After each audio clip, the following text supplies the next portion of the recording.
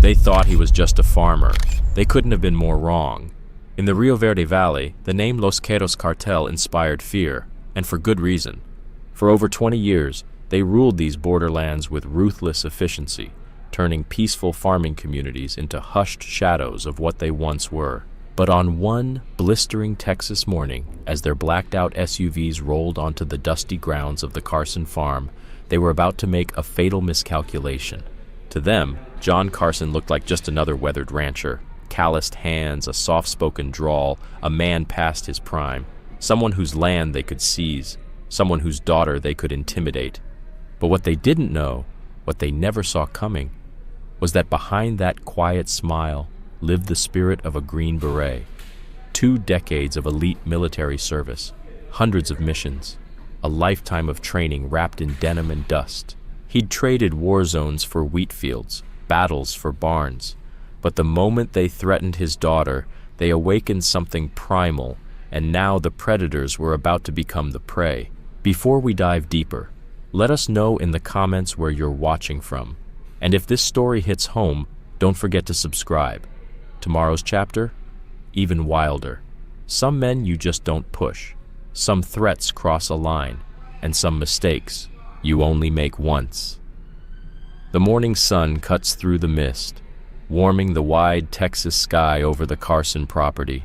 Corn rows stretch across the land like silent sentries. Lucy Carson, just 22, walks the edge of the farm, tablet in hand, checking the new soil sensors she installed last month. Her steps are confident, instinctual. She's grown up here, where tradition meets innovation. From the kitchen window, her mom, Rebecca, calls out, "Lucy, breakfast is ready." 10 more minutes, Mom," Lucy shouts back, eyes still locked on the pressure readouts. Something's off. Water levels in the west field have been unstable all week. There might be a leak. She crouches near a junction and notices something odd. The dirt's been disturbed. Fresh boot prints. Too fresh.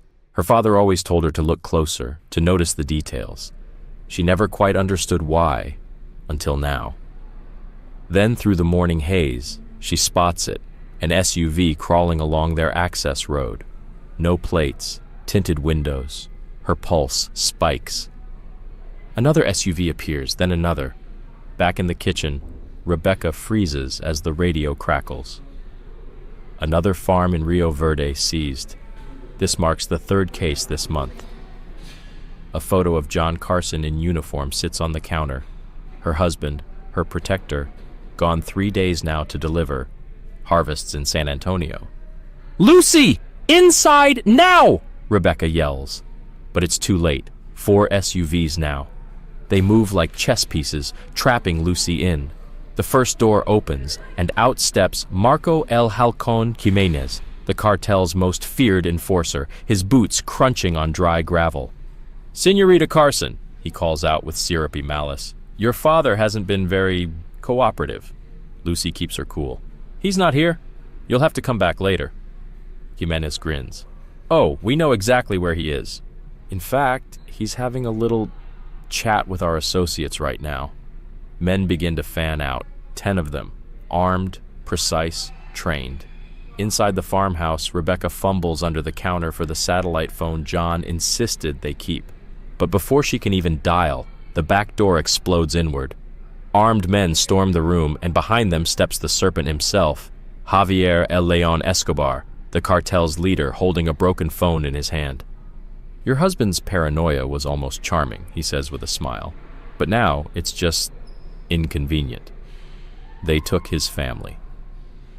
What happened next was a mistake they'll never make again. Despite every precaution, Lucy now finds herself helpless, forced to watch as cartel soldiers drag her mother onto the porch. The sun catches the glint of Jimenez's silver skull ring as he sneers, "Bring them both." Senor Carson must learn that in Rio Verde Valley, no isn't an option. The last thing Lucy sees before being shoved into a black SUV is her mother's face, not terrified but defiant. Rebecca's eyes lock onto hers with a silent message, "Your father will come." As the vehicles tear away from the Carson farm, none of the cartel enforcers notice the small tablet Lucy had dropped in the cornfield, still recording, still transmitting their location. exactly like her father had trained her, exactly like they'd practiced. In San Antonio, John Carson feels his phone vibrate.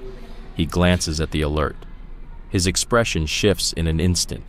The friendly farmer vanishes. In his place stands the man he used to be, special forces, combat-tested, deadly. The market clerk instinctively steps back, sensing something powerful and dangerous just woke up. Without a word, John sets down his pen, turns, and walks out. The man they thought they could push is coming home. As his truck slices through the Texas heat, John drums his fingers on the steering wheel, not from nerves, but habit. Each tap timed, like he did before missions. His mind's already calculating, planning, preparing.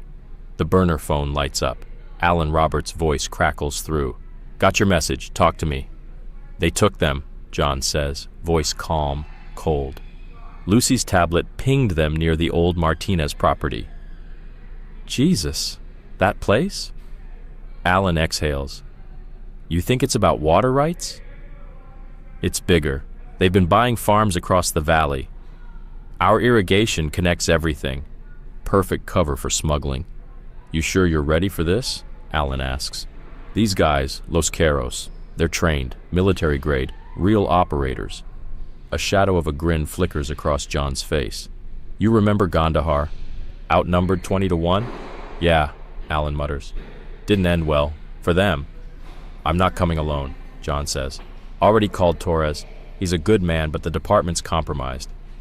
Los Carros own half the badge in this county." John veers off the main highway, taking back roads only locals would know. As his truck passes the Peterson farm, Old Man Peterson raises a hand, then stops. Even from a distance, he sees it in John's face. This isn't a visit. This is a reckoning. "They'll expect law enforcement," Alan says. "They'll have your wife and daughter locked down." "I know," John replies.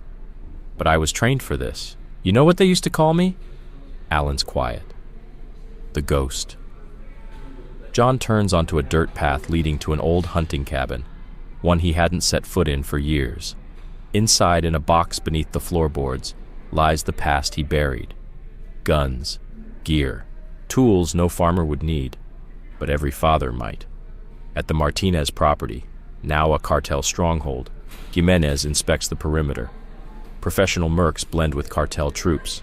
Rebecca and Lucy are separated, guarded, locked down. The police chief's been bought. The roads are watched. Escobar studies satellite photos of the valley. "Any sign of Carson?" "Not yet," Jimenez replies. "He'll come," Escobar says. "That's the plan. His signature, his family as leverage, and a warning to the rest." He taps the irrigation routes on the map. "Next month, we'll have a full pipeline running through the heart of Texas. Nobody's going to suspect a thing." Upstairs, Lucy works silently, fingers flexing against the ropes, just like her father taught her. At the time, those drills felt strange. Now, they might save her life. Across the hall, Rebecca watches the guards, calm and focused. She counts footsteps, notes their weapons, builds a mental map. Like her daughter, she shows no fear. They've lived with a warrior long enough to know fear is useless. Action is everything. They thought the war was over. They were dead wrong. As the sun sets over Rio Verde Valley, 3 unmarked vehicles cut through the dust, carrying Alan Roberts and a team of former special operators. They wear no uniforms, carry no badges, and answer to no one. They don't need authority. They live by something older, a code. You never leave a brother behind. Back at the hunting cabin, John Carson opens a storage chest sealed for over a decade. Inside lies the gear of a ghost, polished, wrapped, and waiting. This isn't nostalgia, it's necessity. Each piece, each weapon, each tool, selected and maintained by a man who never forgot the art of disappearing into the dark and reappearing where death was least expected. "Alan, you sure they're at Martinez's place?" "Lucy's tablet tracked them there. Then the signal went dead," comes the response. John gears up, eyes hard. "Defensible terrain, remote, exactly where I'd hole up too." "They've got a dozen guards." "Maybe more," Alan warns. Not enough, John replies, slipping into black tactical gear like it's a second skin. As stars prick the night sky, guards at the Martinez property patrol with precision, scanning the dark with night vision. Escobar and Jimenez review their positions inside, confident, well-armed, and prepared for war. But they've misunderstood something critical. The darkness isn't their ally tonight, it's his. Out there among the shadows in Mesquite, something is coming. Not a farmer, not a man, a ghost, a father. And Los Queros is about to learn that there are forces more terrifying than death itself. This story took time to research and build. If you've made it this far, subscribe, drop a comment, and tell us, what would you do if someone crossed this line? Now, back to it. Inside her locked room, Lucy remains focused. She tracks guard rotations, 4 of them, moving on a pattern. A memory plays in her head, her father's voice. Pros operate in patterns. Learn the pattern, and you own the fight. Jimenez enters her room, grinning. Your father's impressive. 3 hours and not a word. Tell me, what kind of man doesn't answer when his family's at risk? Lucy doesn't flinch. The kind you should be afraid of. Across the hall, Rebecca Carson listens closely. Boots, chatter, tension. 12 years married to a Green Beret taught her a lot. When to stay quiet, when to breathe, and when the storm was coming. She thinks back to what John said on their wedding day. I'll never bring the war home. But now, the war came looking for them. Miles away, John moves through the terrain like vapor, silent, calculated, precise. His gear is old, but trusted. Never change what's proven. His radio whispers, Ghost, this is Reaper. We're on the North Ridge. I count 16 tangos now. Reinforcements just rolled in. They're prepping for a siege, John murmurs. They're not gonna get one. He scopes the area. The Martinez house sits high, lit with perimeter floodlights. But the setup, while professional, leaves blind spots. Too perfect. They've trained for a frontal assault, John says, but they made one mistake. Alan pauses. Which is? They still think they're hunting a farmer. But John Carson is already inside. He used the one thing they never expected, the irrigation tunnels he helped build, the same tunnels Lucy had flagged as leaking. Not a leak, a route. Los Queros had been mapping the network for smuggling. John used it to infiltrate their fortress. Team 2 in position, whispers another voice on comms. These aren't just any men, they're brothers, veterans. Operators who answered the call, no questions asked. Hold positions, John orders. Wait for my signal. Back inside, Lucy notices the pattern shift. Guards cluster on the east perimeter, exactly where they think John will come. But it's a trap built for the wrong enemy. Rebecca sees it too. Guards pacing nervously, talking louder, more anxious. They're preparing for the wrong storm. John whispers one last message into the radio. Alan, remember Kabul, the journalist op? Yeah, you disappeared for 6 hours, and the enemy waited all night for an attack that never came. Because you didn't go where they expected. Exactly. Because ghosts don't walk through the front door. They come through the walls. They come when you're looking the other way. They come when it's already too late. They were ready for a father. What they got was a ghost. John Carson doesn't move like a man desperate to save his family. He moves like a predator stalking prey. Each step is deliberate, each breath calculated. These cartel soldiers were trained for a rescue attempt, a desperate charge. But John isn't here to rescue. He's here to hunt. Inside the Martinez house, Jimenez paces with growing frustration. Still no word from Carson? Be patient, Escobar says. Americans always crack when it's family. Their security chief scans the thermal monitors. Fields, brush lines, access roads, all clear. And yet, something feels off. They've prepared for obvious threats. But John Carson is anything but obvious. He's the man you don't see until it's far too late. As night deepens over Rio Verde Valley, their eyes are fixed on the east approach. None of them notice the small hatch opening beneath the foundation. the irrigation access tunnel John helped design years ago. They're waiting for a hero charging through the front. But they're about to meet something far worse. A warrior who never stopped being one. The old basement, once a place for tools and harvest, now echoes with soft drips of water and the measured breath of a man who has turned his body into an instrument of silence. 2 guards just entered the east wing, Alan whispers through the comms. They're getting twitchy. John checks his watch. 20 minutes since he entered the tunnels.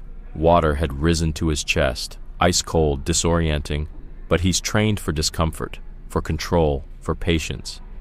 Status on QRF? He breathes. Still stage 2 miles out, eyes on, armed to the teeth. Copy, John whispers. His night vision shows him the basement layout, shelves, old gear, a heater.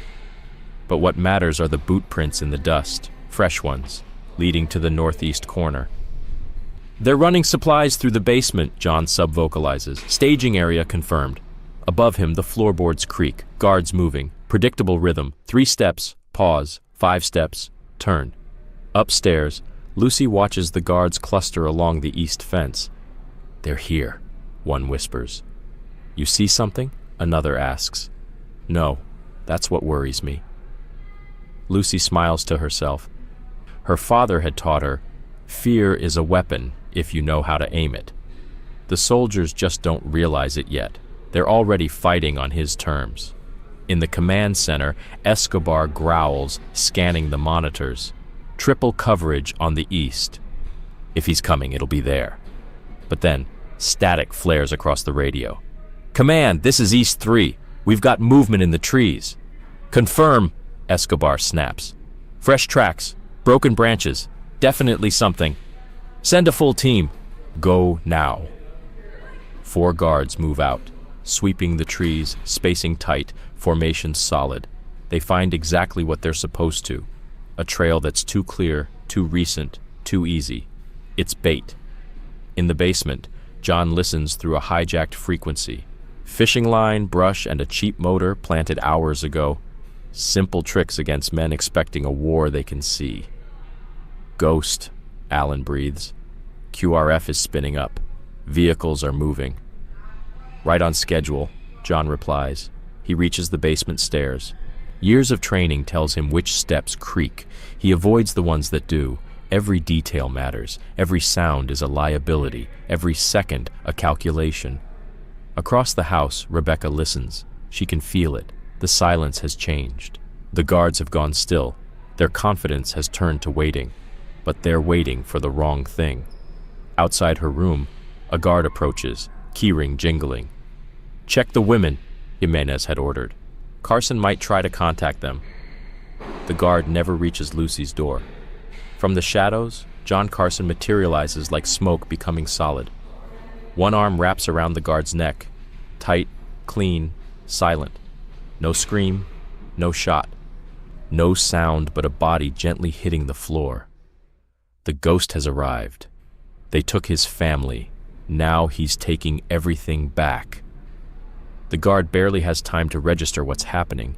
His eyes widen in fear, in disbelief. But it's too late. Darkness swallows him before his mind can make sense of the impossible. A man, appearing from nowhere, moving like smoke with the precision of a ghost. John Carson lowers the unconscious body gently to the floor. Silent, efficient. He retrieves the key ring, taps his radio. Reaper, time to earn your paycheck. On the ridge, Alan Roberts grins. Copy that, Ghost. Let's make some noise. Engines roar to life. Headlights cut through the dark. From the north ridge, Alan's team unleashes controlled chaos, just as planned. The QRF responds like clockwork. Tactical vehicles tear into motion, and the valley erupts with the organized frenzy of a counterattack. In the command center, Escobar's radio explodes with chatter. Multiple contacts, northern ridge, possible assault force. Escobar slams a fist on the console. He's finally made his move. All units, repel from the north. Full response. But as forces shift outward, chasing shadows, Escobar's security chief stares at the screens, his gut turning to ice. Something's wrong, he mutters. They've committed too much, too fast. This is textbook. This is exactly what he wanted us to do. But it's already too late. Every guard, every vehicle, every gun is facing the wrong direction, just the way John Carson planned it. Upstairs, Lucy hears the lock turn. Her entire body tenses, ready to fight, to run, to survive. But when the door opens, it's not a soldier. It's a shadow. Her father. "Ready to go home?" John whispers. Tears sting her eyes. "What took you so long?" She breathes. "Had to wait until they were sure they had me." He frees her restraints with practiced speed. "Can you walk?" Lucy nods, then freezes. Footsteps. John shields her, silent again. The steps pass, rushing toward the chaos outside, toward Alan's team, toward nowhere. "Mom," Lucy whispers. "She's next," John replies. "But first, we teach these bastards a lesson." Outside, the night thunders with movement. Inside, the silence grows louder. A ghost moves through it, room to room, shadow to shadow. John leads Lucy through the house, her steps mirroring his exactly. Walk where I walk, step how I step. She remembers those lessons from childhood. Back then, they felt like games. Now, they feel like survival. 2 guards outside Rebecca's door.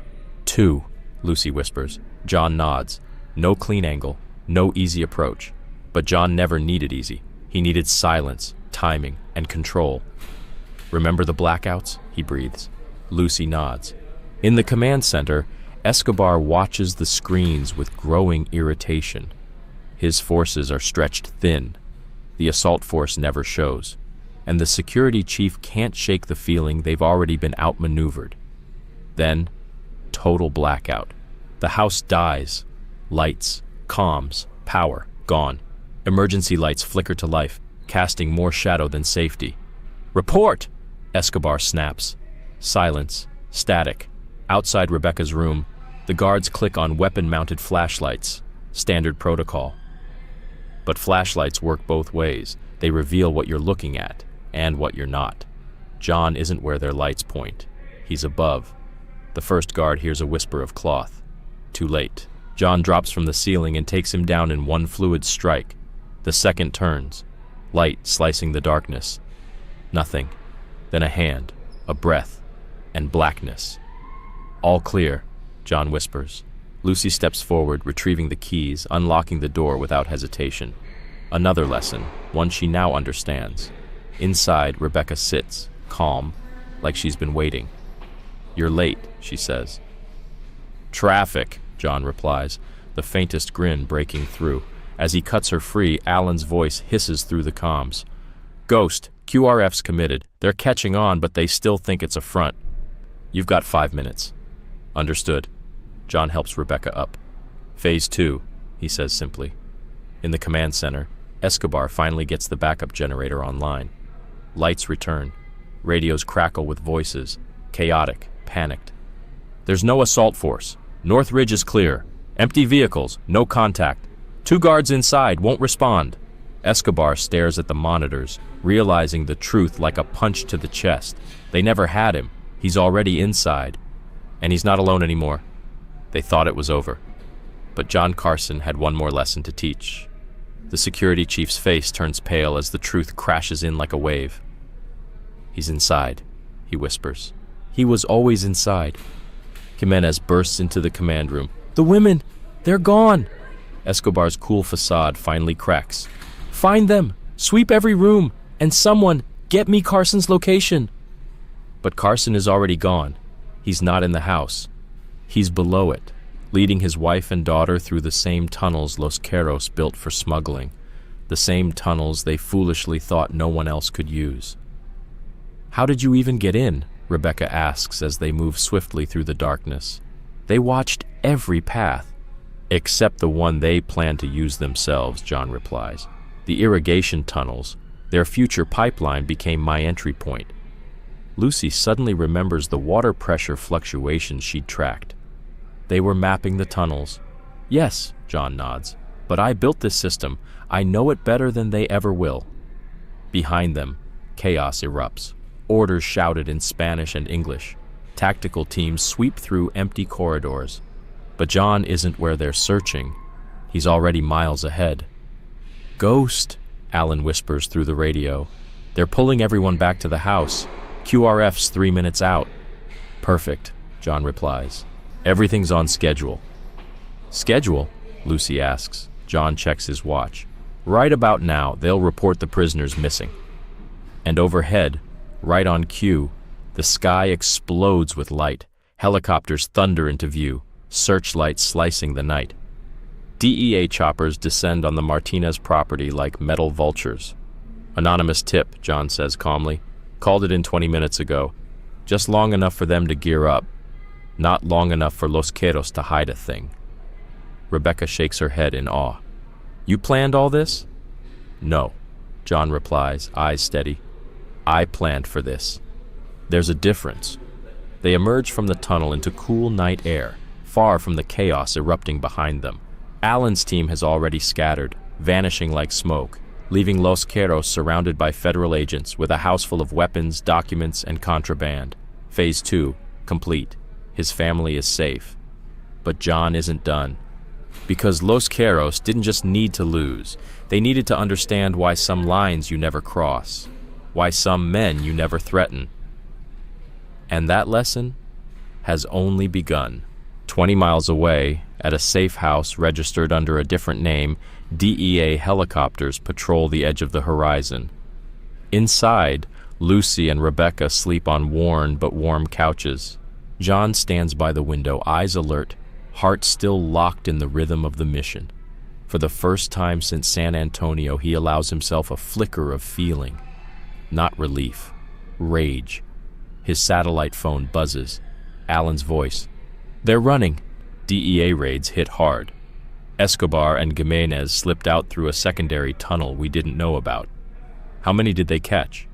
16, including the security chief, but at least 30 escaped. They're regrouping. John steps onto the porch, voice low. "And their money?" "Gone. Documents, too." "Oh, and that farm girl of yours?" She pulled files off their system while they held her. "Got their entire network mapped." A flicker of pride touches John's face. "She's her mother's daughter. Smart. Watchful." "Yeah," Alan chuckles. "And her father's too." 10 minutes later, headlights cut through the dark. Police Chief Kevin Torres steps out of his cruiser, exhaustion written in every line of his face. "Hell of a night, John," he says. "The DEA's crawling all over the valley. Find anything interesting?" Torres nods. "More than we bargained for."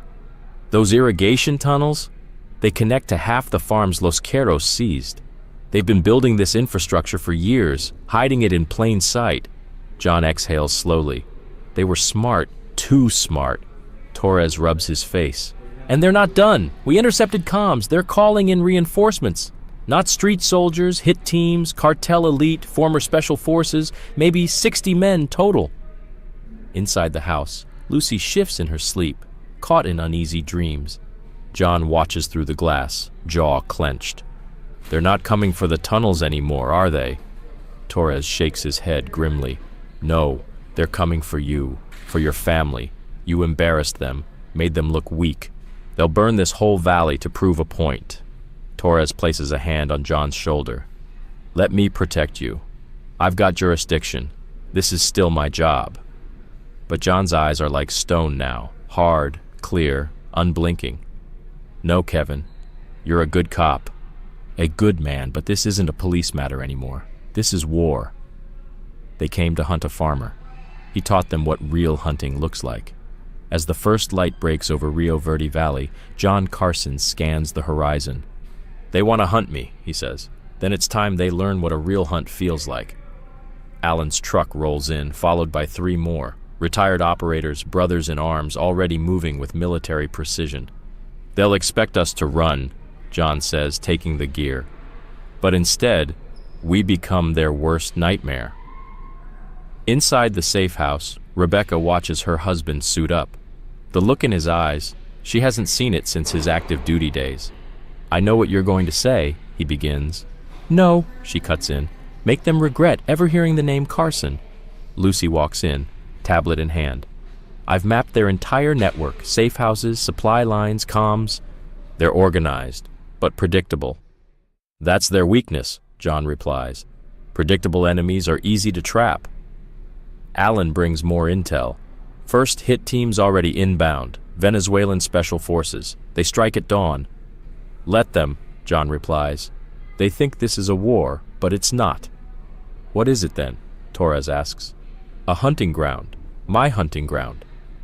Across the region, Los Queros teams prepare for a simple revenge hit. But John Carson doesn't fight on their terms. He's already ahead, watching, waiting, dismantling them piece by piece. At dawn, the first strike team falls into a trap, blinded by light, cut off by EMPs, scattered by precision fire. Rivera, the team leader, answers a ringing phone beside him.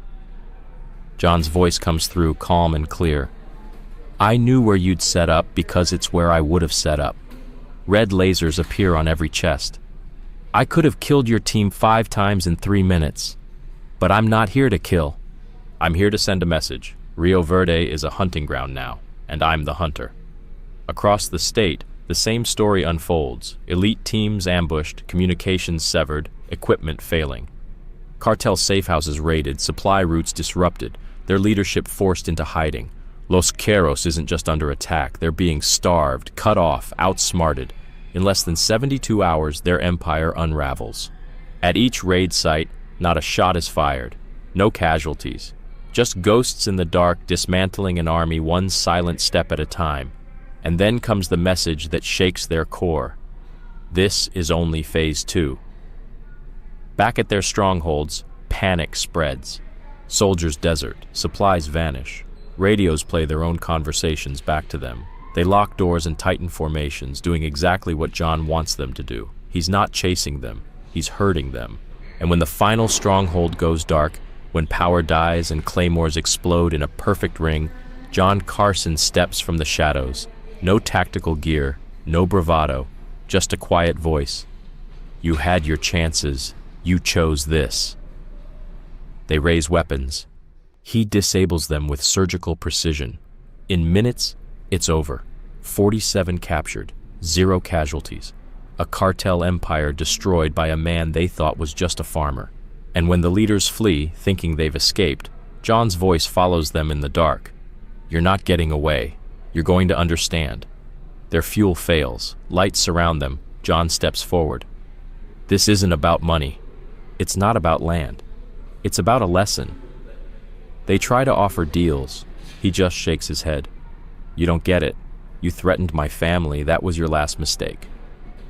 The DEA arrives. Cartel leaders zip-tied beside their disabled SUVs. Los Queros is over, but John doesn't gloat. He simply turns away, because the real victory isn't fear, it's peace. And now that peace is spreading. Cartels withdraw, operations vanish. Other towns adopt the ghost protocol. Families return to land once ruled by fear. John Carson doesn't need to hunt anymore, because now everyone watches and legends do the work for him.